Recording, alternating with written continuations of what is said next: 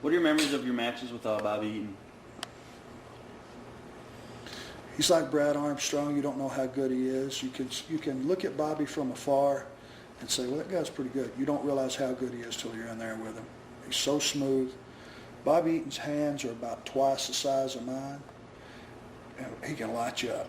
You know, Bobby, again, is not a muscle guy or anything. He's just a well-polished, smart, in the ring, a lot smarter in the ring than he is out of the ring. Trust me.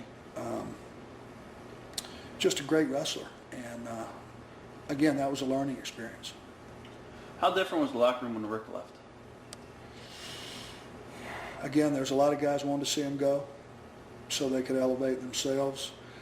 Anyone that was in tune to the wrestling business knew that the balance of power went to Vince at that point. You don't replace Ric Flair. Right. It's an impossibility. Our champion, however many times it was at that point, just went to the enemy. So he had both champions. Right. It's hard to play a chess game when the other guy's got two queens. How did you react personally when you heard Rick was going to go? I wanted him to go when we went. And Rick had talked about going with us.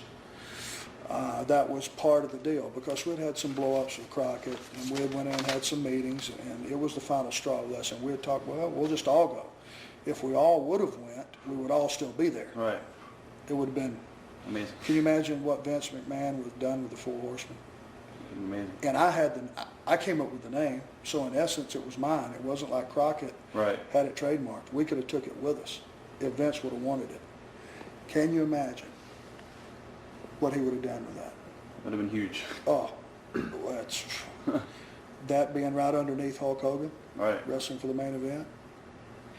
Or my God, Rick wrestling Hogan, you know, and then us right underneath there. I mean, God, it would have been incredible. But he didn't go. He should have went. And then when he went, I was glad to see him go because I knew Vince McMahon would treat him with the same class that Rick had treated the business.